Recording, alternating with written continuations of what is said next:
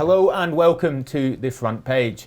Coming up on today's show, we will be telling you the extraordinary story of how the Racing Post exposed an illegal black market bookmaker operating quite openly in British racing. It's a story that lays bare the scale and reach of the black market and comes on the same day that MPs are set to debate affordability checks in Parliament following the petition calling for the unpopular checks to be scrapped. To discuss this story and all the other big news in the racing world this week, I'm delighted to be joined, first of all, by the investigation's author, Lee Mottershead. Welcome, Lee. Good morning. By John Harding and by Maddy Playle. Welcome, guys. We are going to dive straight in with our story of an illegal bookmaker operating openly in British racing. It's a story which is published in full in today's newspaper and on the Racing Post website, and we will of course link to those stories from the description. But to tell us more about the story is the author, Lee Mottershead. So Lee, tell us first of all about how this bookmaker came to our attention. So the Post bookmakers, a WhatsApp bookmaker, unlicensed bookmaker, unregulated bookmaker, have been putting their name about quite brazenly among racing folk. Certainly among some racing folk, their identity would not be a secret. They became increasingly well known and they became known to the Racing Post. We saw a flyer advertisement for the Post which outlined their services and also included the name of Hayden Simcock, who was listed as their commercial manager, with a telephone number for Mr. Simcock. And on seeing that, the obvious response from us was to call Mr. Simcock and find out about his service, although not at that point with the hat of ostensibly with the hat of a Racing Post journalist, but as a potential customer of the Post. And we can listen to a clip of your conversation with Hayden Simcock, and that really sort of lays bare what they're offering. So let's listen to that now. Obviously, whatever deposit you put in, we double for you. So I don't know what you were thinking of putting in, but let's just say you're putting in £2,000. We double it, so you've got £4,000 to bet with. You'll have £2,000 cash balance, £2,000 free bet balance, and it's up to you how much you put in. Obviously with Cheltenham coming up, if it was me, I'd be making best use of it and getting as much in as you can. Just so you've got funds ready for Cheltenham. We do get ridiculously busy through Cheltenham, so we are putting messages out shortly just to make sure that you've loaded up your accounts ready for Cheltenham. We're offering match deposits to all of our existing customers as well, with the festival coming up, just so we're not getting dragged down with people putting money in during the festival when we're really busy. We'd rather people load up, have money in your accounts, and then you're free to go and do whatever you want. Listen, we can afford to do it. That's why we do it. Listen, a lot of our customers at the moment are owners and trainers and racing managers within horse racing. Ultimately, because they're struggling, everyone's struggling to get on, and people don't want to provide bank statements, affordability checks. Okay, Lee, there's a lot to unpack there, but let's start with the fact that it's just incredibly brazen. It's quite open. There's really nothing sort of seedy about it in some ways. They're just sort of talking through their offering with someone who's called them out of the blue. Yeah, absolutely. I mean, you listen to a chunk of that and you would think they were a completely normal bookmaker in the way that they're talking about expecting to be ridiculously busy during the Cheltenham Festival. But there are elements that make it clear they're not a normal bookmaker, not least the match deposit offer. I mean, you wonder how any bookmaker could afford to chuck in an extra £2,000 when a punter puts in £2,000. And they're really pushing you to deposit as much as possible. Yeah, which almost makes you think they might not be entirely trustworthy, and also might not be paying levy, media rights, or taxation. Well, I think to clarify, they're certainly not paying. Certainly not. Exactly, and some people sort of probably think, well, black market bookmakers are there to serve a need because it's hard to get bet on with regulated bookmakers. But of course, that is the issue with them. Aside from the fact it's illegal to run one of these, it's also they are not contributing in any way to the sport of horse racing or beyond. And that sort of brings us on to one of the most striking things from that, and we certainly don't know the truth of this, but the claim that a lot of their customers are owners and trainers and racing managers. And we do know that the advertisements for this bookmaker have been circulating widely within the sport over recent months. That's quite an extraordinary thing for them to claim. It is, but it does fit with the way these WhatsApp bookmakers work. We did a big piece in the Post in the middle of last week on the black market in general and its links to horse racing. And obviously, we hear plenty about the offshore unlicensed firms, but WhatsApp firms have increasingly become a big part of the market. And very often, these WhatsApp firms, they work with established racing figures, figures that are known to other people in racing often, and these are used almost as old-fashioned commission agents, people who potential customers might trust and might bring them into the business. And the extension of that then is what with this firm in particular, what Mr. Simcock is alleging is that many of his customers are owners, trainers and racing managers. He references the reasons that would be pushing a lot of people away from the regulated market, namely affordability checks and also account restrictions. And he goes on to outline that he himself is part of the racing community. Yeah, so he used to own horses and ran a syndicate. Yeah, so Hayden Simcock is a BHA registered owner. He's had 5 horses.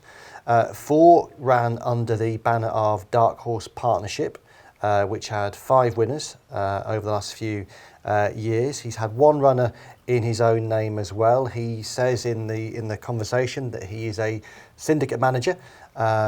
So he is absolutely someone who paints himself, quite rightly actually, as someone who is within horse racing. And the incredible fact of that is that this is someone who's operating what is in effect an illegal business. Yep.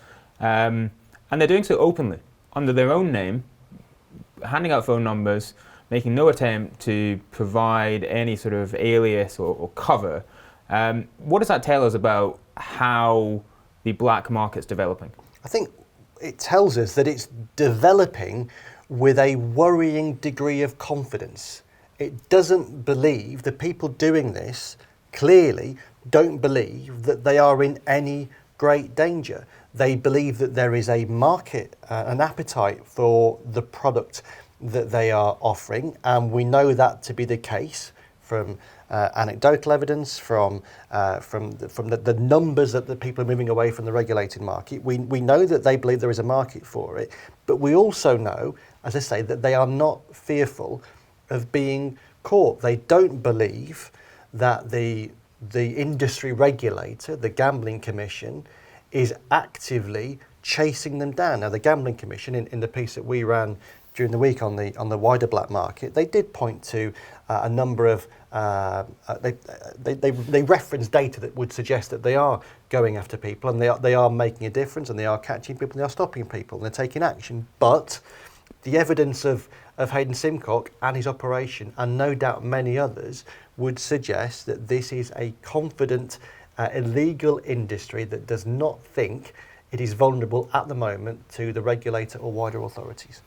You later called up Hayden Simcock again, this time as a Racing Post reporter, to confirm his identity using another phone number that was associated with the syndicate activity, and also to confront him on his involvement with an illegal bookmaker. Tell us about the tenor of that conversation. Well, again, just before I talk about the tenor of it, the fact is that the fact that it was easy to get Hayden Simcock's other telephone number, the telephone number that is listed on the Dark Horse Partnership Facebook page, again underlines how brazen and confident this has all been. The tenor of that conversation was initially I tried to ease him into the conversation by talking about the the Dark Horse Partnership and just asking about its current status, and then going to ask him about the link between that and the Post. And at no point did he try to pretend that he wasn't aware of the Post.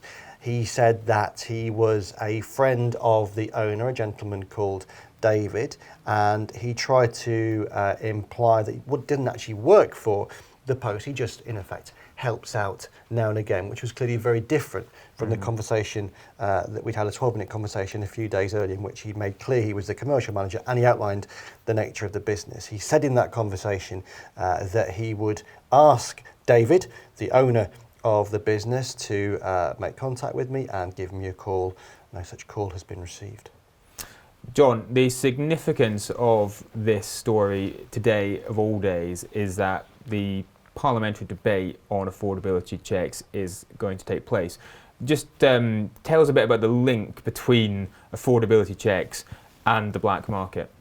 Yeah, so it's sort of been a conversation that's run alongside affordability checks, and I think the government and at times the Gambling Commission have perhaps been a little bit, not flippant, but have not quite recognised the scale of the black market and the threat that it actually poses, and would perhaps have taken the position that, well, racing and bookmakers, you would say that. You would come up with this convenient place where customers will go if we over-regulate the market, or, you know, we add regulation to the market that you operate in. But I think what this has done is just laid bare the fact that this is a very genuine and real threat, and that if you do push customers too far, if you do over-regulate a market and almost give them no choice but to go elsewhere, then there is an elsewhere. This does exist, and it's one that offers absolutely nothing to the Exchequer nor to British racing.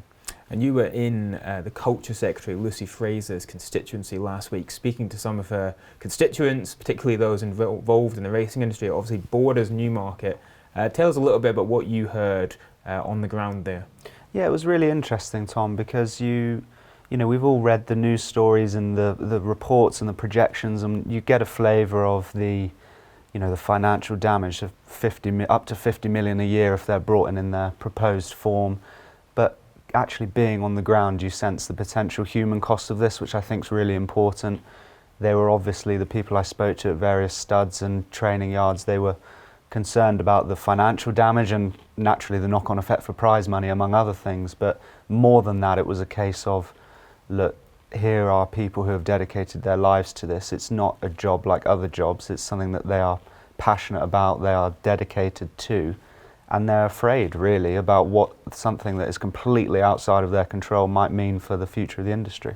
And Maddy, we heard about this from a very significant press statement from the BHA this last week, when they warned that if affordability checks in their current model are brought in, 1 in 7, up to 1,000 stable staff could lose their jobs as a consequence. Yeah, Jonathan mentioned the 50 million a year, and we know that racing's workforce is in a pretty precarious spot at the moment, regardless of the impact of affordability checks. And sometimes I don't think the correlation between these threats to our industry and what that can actually do on a ground level. Jonathan was mentioning in Newmarket, he spoke to lots of people in studs and on the ground, and people who were keen to keep the thoroughbred at the heart of the debate. And, you know, without a workforce, we don't have a sport, we don't have an industry. And the prospect of losing, as you say, 1 in 7, between 600 and 1,000 stable staff alone via this ripple effect is incredibly alarming. And it sort of precipitated, I think, this statement from John Gosden, which we carried in Saturday's Racing Post. And John Gosden, of course, popularly sort of regarded as almost a statesman of British racing.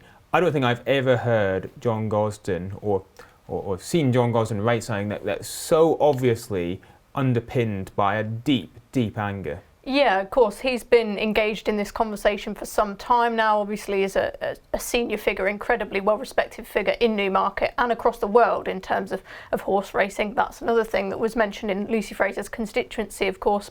British racing having to compete globally, and how these new checks may ultimately threaten that when it comes to prize money, etc. But yeah, he was incredibly passionate, enthusiastic, and strongly against the implementation of these checks in their current form, making links to prohibition and saying that didn't stop people, drinking alcohol, etc. And that, this was an example of how the government's being let down again in another one of its key industries. And Lee, we also saw in today's paper I'd spoken to the former Chancellor, Nadim Zahawi, and he described the affordability checks proposals as ill-advised, blunt and damaging, and called on the government to reverse course. All of which brings us back to the fact of this debate tonight, prompted by 100,000 signatures. There's clearly a groundswell of commentary and stories which indicate why affordability checks are damaging. However, do we expect anything to be the product of this debate? I don't think it's going to be a case of a magic wand being waved and then from Tuesday morning everything is suddenly better. But it does provide a valuable opportunity for parliamentarians, for our representatives, to talk about this subject in Westminster. The affordability checks isn't something that is going to pass through Parliament in the way a normal bill. But there's not going to be a debate on the floor of the House about it in the way that you might get with other legislation, that there doesn't have to be a vote that determines whether MPs say yes or no to affordability checks. The government, in effect, can enact this whenever it wants. Once it believes that there is a frictionless system, then they can press go on it. So I think what this does, though, is it provides an opportunity for MPs to express a point of view on this, mindful of where public opinion seems to be on the subject.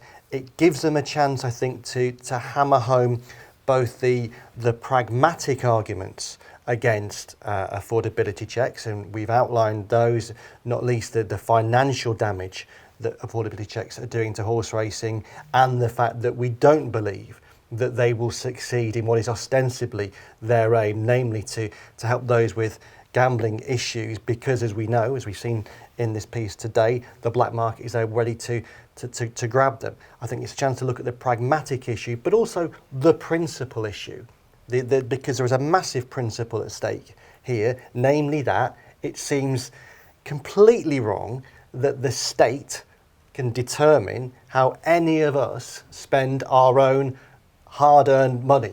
That we're not being told how many bottles of wine we can get from the off-licence, yet we are being told how much money the state believes that we can spend on betting. And until the state determines that betting is an illegal activity, there seems to be a massive contradiction in that. So hopefully this debate gives us a chance to hear pragmatic and principled reasons why affordability checks is the wrong way to go, and hopefully the government listens to the people in the debate tonight and people like Nadim Zahawi, respected parliamentarians, who are mounting strong objections. Thank you, Lee. So that is the affordability checks latest. We, of course, will have full coverage of the debate on our website and in the newspaper. Do stay tuned for all of that.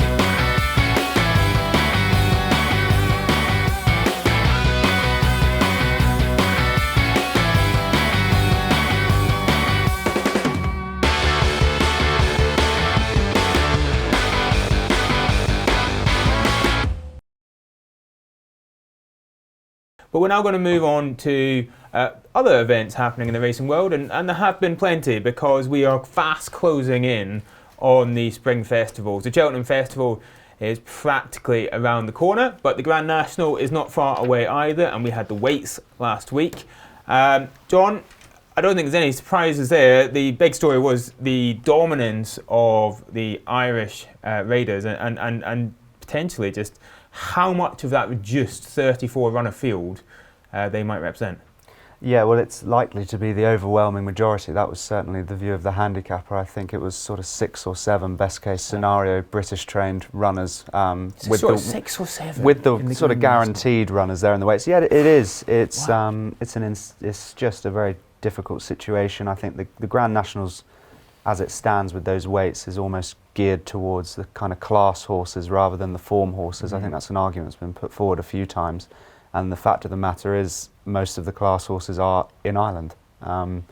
If you look at the top ones in the market, all Irish trained, or in the weights, sorry, all Irish trained. Hewick, it would be interesting if Hewick comes out and puts the cat amongst the pigeons in terms of the weight, but generally speaking, the makeup of the race is such that it could be run in Ireland. And Maddy, what do we learn other than the incredible dominance of Ireland? Well, we learned that we have a new favourite in some places, which was, of course, Vanillier. He's been very favourably treated, seemingly, by the handicapper on his running on defeat to Corach Rambler last year. Lots of people, fans of Corach Rambler, think he can double up as well off his weight. But and then, of course, we had Vanillier run in the Bobby Joe Chase yesterday, which was won by Iron Maximus, which caused another market move for him. So it's been all action in the Grand National betting this week, and a couple of horses not qualifying, but no massive shocks. Just the one horse actually scratched from the race. So still all to play for and very open at this stage. And one of the other things that we looked at last week was Chris Cook pointed out that those who were involved in the disturbances before last year's Grand National haven't actually faced any sort of legal consequences for that, and worrying therefore that this would sort of embolden a repeat come April. Yeah, I think naturally when you're talking about the Grand National, you're talking about racing's showcase event. It's the one day of the year, more so than any other, when the public's eyes are on Aintree and are on our sport. So naturally that's going to be a hotbed for action and potential protesters. We saw how in the summer during the Derby that wasn't the case then. You know, there were police repercussions and things did escalate, although not successfully for them. So yeah, I think it's definitely something to be mindful of in the build up to the race, and I'm sure that all the respective parties will be doing all they can to protect the event.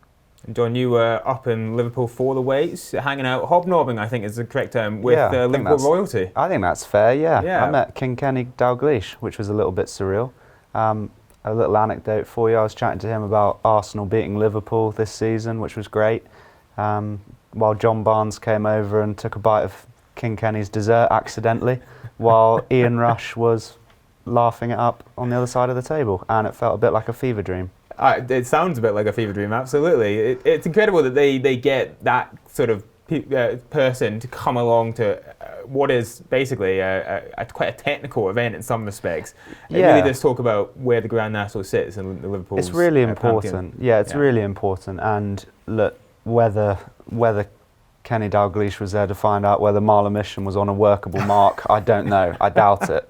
But he was there, and actually the patronage of those Liverpool legends and a few other famous faces is, you know, it can be something that you can understate, but I think it is important actually that they're there, that they're engaged with it. It is a race that has a relationship to its city in a way very few others do, even globally. So it was a good event.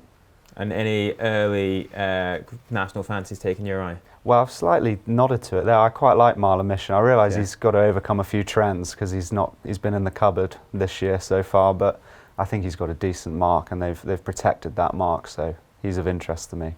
How about you, Maddy?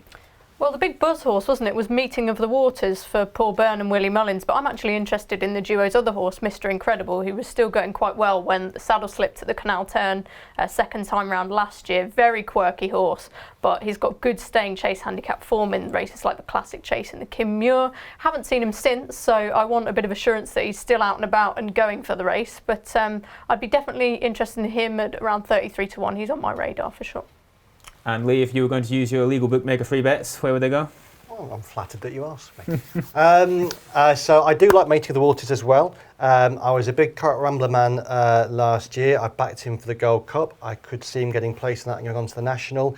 But Kitty's Light is interesting. Was rampant in those big spring staying chases last year, winning the Scottish National and the Bet365 Gold Cup. Hasn't been in great form so far this season, nor has the Christian Williams string in general terms, but Kitty's Light is a spring horse and could easily bounce back in the Ultimate with a big run there before going on to the National. And just one thing I would say about this year's National is I do wonder if how the race looks will have a big say in determining how it's shaped in the future. The 27-7 thing, if we get something like that, the BHA has said that it wouldn't impose a trainer limit this year, but it would keep the subject under review. I think the Grand National was what it wanted to review. I think that will be interesting. And I thought Ruby Walsh at the event as well on Tuesday, some of his comments regarding he believes the race needs to be changed and that the final field needs to more closely reflect the best 34 horses in mid-April, not mid-February. That's the point I was making in the column a few weeks ago when I said that penalties should be introduced for the Grand National. So I wouldn't be at all surprised if by the time we get to next year's Grand National, the race is just slightly different to the one that we get this year. Well, isn't that always the case with the Grand National? Isn't it always? It's an evolving It is beast. an evolving race, isn't it? And just finish, guys, we have to turn to Cheltenham. We can't not talk about Cheltenham when it's barely a fortnight away. I think it's fair to say that, as is probably often the case, this build-up to Cheltenham has had its fair share of navel-gazing alongside the sort of feverish anti-post discussions. There's always a sort of, is Cheltenham too big? Is something wrong with Cheltenham? Is it going the wrong way? Soul searching. And David Jennings, Mr. Cheltenham, wrote a great column on Saturday, sort of talking about why I love Cheltenham. He compared it to his wife. He said, I love my wife, Dangerous but she can territory. always improve, which is very risky for in the Jennings household. But we haven't heard anything from him since, actually, so I'm not sure how it went down. No. But it did get me thinking. Cheltenham is fantastic, but what would improve Cheltenham? If you could do one thing that would improve Cheltenham, what would it be, Lee? I would chop out some of the races led on the Turners Novices Chase. I think a mid-distance Grade 1 Championship Novice Chase is wrong. I think there are just too many championship races. A championship should be a race in which the best horses take each other on. If you give the best horses too many opportunities at one meeting to take each other on, then it inevitably dilutes competition. So I would go back to the old days. We had an Arkle and you had a Broadway Novices Chase, but not one in between. You could extend that to some other races too. Cut back the Cheltenham Festival to fewer races. True. John, what would it be? You can't have the same thing. You've got to come up with something new. Oh, great. I think this idea of actually having to nominate the race, particularly with the novices that those horses are going for within a certain window, I think that would add a lot more certainty to the markets, a lot more interest in the markets. It's something that you could make a big play of actually 3 weeks out, right? It'd be a big day, wouldn't it? Yeah, it would be a big day. It's almost like a deadline day where Yeah. Willie Mullins has to say, right, this one's going here, this one's going there. I think it would just be another thing for us to sell, but also add a huge amount of certainty for punters. And you can imagine the anti-post market's going Crazy, mad after yeah. that. Yeah. There is a sort of precedent for that too. If you look at the Breeders' Cup, around a week and a half out, then when you get the nominations, trainers have to say first preference, second preference. And I don't think there is a regulation aspect to it in terms of if they change their mind. So it could be a bit wishy-washy, but at least there they have to say first preference, second preference, because the Breeders' Cup know that they're trying to sell an event and people want to have some idea about what the likely field's going to be. It feels like a bit of a no-brainer. Maddy, what's your suggestion? Worth saying just before I do, fact to file, we now know he's going to go for the Brown Advisory. So that was interesting that given Willie Mullins wasn't compelled to come forward and say something and clarify his target, he did, which is, I wonder why. Why at this point would you choose to clarify? Because you can always go back on what you've said. I'm being given the short straw here because I'm going last. I'm not exactly sure how I would do it, but I would definitely look into reviewing the enclosure structure at Cheltenham. I'm not a big fan of, only certain people being allowed in certain areas. I want it to be affordable, and I think there's definitely a space for the best mate enclosure, for instance, being more accessible and a lot more affordable. But at the same time, I don't find it particularly comfortable when you're walking around a racecourse and you're constantly being asked if you have the right badges or accreditation. Or I think open it up, try and give as many people as you can the best experience, the best access as you can. Yeah, definitely. I think that is quite off-putting. I agree with you. I'll go lob in one as well, which sounded good before you guys came out with your very erudite suggestions. My big pet peeve with Cheltenham is the size of the big screens. Which I just think when you're at Cheltenham and you're watching a race on those big screens, you basically can't really see what's happening unless you're basically stood at the nearest point to them. You go to lots of other race courses, lots of other events, they have far, far bigger screens. So get bigger screens. Catterick has the biggest screen at a British race course. We'll fact you there. Catterick has a bigger screen. I mean, well done, Catterick. How do you know that? It was in the Racing Post. Was it? Was it really? It was in the Racing Post. Recently, Catterick acquired the biggest big screen of it for any British racecourse. Really? It was a forward-thinking move by Catterick. Yeah. Full marks to them. Take note, Cheltenham. That's all we've got time for this week, but many thanks to my panellists, Lee Mottershead, John Harding and Maddy Playle, and thanks very much to you as well for joining us for this edition of The Front Page. We will be back again next week with all the big stories in racing. Until then, goodbye.